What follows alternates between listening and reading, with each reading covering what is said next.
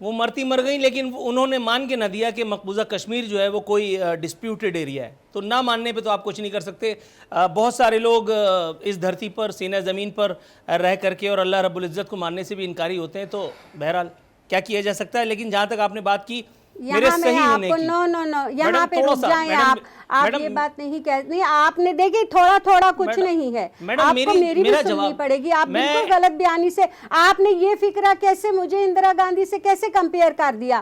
میں تہجد گزار عورت ہوں، آپ مجھے کیسے ایک ہندو سے ملا سکتے ہیں؟ نعوذ باللہ من ذالک، آپ میرا خیال ہے میری بات کو کہیں کچھ اور لے گئے۔ نعوذ باللہ نہیں، آپ مثالیں صحیح دیا کریں پلیز۔ میڈم میرا خیال ہے میں آپ کی بے حد رسپیکٹ کرتا ہوں، میں نے بہت عزت سے بات کی تھی اور میں بھی آپ کی بہت بے حد رسپیکٹ کرتی ہوں۔ آپ میری بات کو اگر سمجھیں گی تو بات کو پوری طرح سے میں واضح کر پاؤں گا۔ آپ کا غصہ اپنی جگہ بجا ہے، لیکن you took me very wrong۔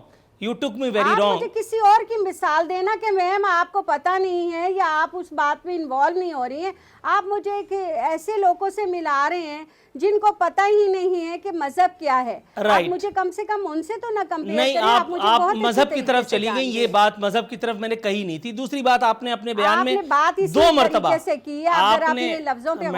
Madam اگر آپ مجھے بات کمپلیٹ کرنے دیں تو یقین کیجئے اس کا احترام کرتی ہوں ہمیشہ۔ جی بالکل، میں اس کے لیے آپ کا مشکور و ممنون بھی ہوں، لیکن اگر آپ مجھے بات کمپلیٹ کرنے دیں تو میں اپنے اگلے مہمان کی جانب جاؤں گا۔ میڈم آپ نے اپنے سٹیٹمنٹ میں 2 مرتبہ مجھے ٹھیک ہونے کا تانا بھی دیا۔ آپ نے کہا کہ آپ ٹھیک فرما رہے ہیں، اور اس کے باوجود بھی آپ اس بات پر معترض ہیں کہ ہم اپنے پروگرام میں کوئی تعمیری بات نہیں کرتے، ہم صرف طبل جنگ بجاتے ہیں، ہم صرف تنقید کرتے ہیں۔ میڈم میرا خیال ہے تنقید اصلاح احوال کا ایک ذریعہ ہوتی ہے، اور اگر اس کے باوجود بھی آپ کو تنقید جو ہے وہ قبول نہیں ہے تو پھر میرا خیال ہے کہ معاملات جو ہے وہ شاید رونگ ڈائریکشن میں جا رہے ہیں۔ تو پلیز اگلے جس کو بلایا میڈم آپ تھوڑا سا ویٹ کریں گی، میں کس انسان کو بلایا، میں بہت آپ کا احترام کرتا ہوں اور میں چاہتا ہوں کہ میں آپ کا احترام کرتا رہوں۔ آپ میرے لیے قابل احترام ہیں، محترم ہیں، بہت شکریہ۔ تھوڑی سی توقف کی استدعا ہے آپ سے، میں آپ کی جانب آتا ہوں۔ مسلم لیگ نواز کی جانب جاتے ہیں، پاکستان مسلم لیگ نواز کی جانب رانا ارشد صاحب کے پاس جائیں گے۔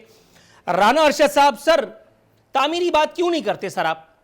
موسم آج کل اللہ میاں نے الحمدللہ اتنا اچھا رکھا ہوا ہے، گرمی سے نجات دی ہوئی ہے، تمام طرف جو ہے وہ اچھی باتیں ہو رہی ہیں۔ خان صاحب جلسوں سے خطاب بھی کرتے پھر رہے ہیں، ماشاءاللہ نواز شریف صاحب کے گھر میں شادیانے بھی خوشی کے بج رہے ہیں، اللہ تعالیٰ ان خوشیوں کو نظر بد سے بچائے۔ پھر کیا ضرورت پڑی ہے کہ آج میں اور آپ جو ہیں وہ اپنی سینگ لڑائیں؟ بالکل ہم اپنے ایک دوسرے کو جو ہے وہ غصے کی نظر سے دیکھیں۔ محض ایک چھوٹی سی بات پر گیس ہی تو نہیں آ رہی ہے نا سر، پہلے بجلی بھی نہیں آتی تھی جیسا کہ میڈم نے کہا، بہت ساری چیزیں پہلے بھی ہوتی تھیں، اب اس مرتبہ کیوں اعتراض کر رہے ہیں میں اور آپ؟ جی بسم اللہ الرحمن الرحیم۔ نور اللہ عارفین صاحب، میں آپ کو خراج تحسین پیش کرتا ہوں۔ آپ ہمیشہ قومی اور انٹرنیشنل ایشوز کو ٹچ کرتے ہیں، عوام کی نبض کو آپ محسوس کرتے ہیں۔ جب ہم گورنمنٹ میں تھے، میں شہباز شریف صاحب کے ساتھ کیبنٹ ممبر تھا، تو ہم جواب دہ تھے، ہم اپنے آپ کو جواب دہ سمجھتے تھے، فیڈرل گورنمنٹ میں بھی اور صوبائی گورنمنٹس میں بھی۔ آج کل جو گورنمنٹ ہے، آپ دیکھیں کہ آج اور کل کی جو عمران خان کی سپیچز ہیں، وہ فرما رہے تھے کہ پاکستان کی بربادی کے ذمہ دار پچھلے 2 خاندان یا 2 حکمران رہے ہیں۔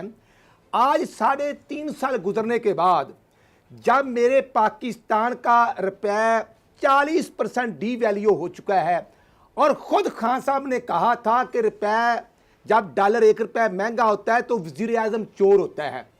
اگر میں سوچوں یا آپ سوچیں کہ خان صاحب نے اس وقت غلط بات کی تھی یا آج غلط ہو رہا ہے۔ سبسکرائب کریں اور بیل دبائیں تاکہ کوئی خبر رہ نہ جائے۔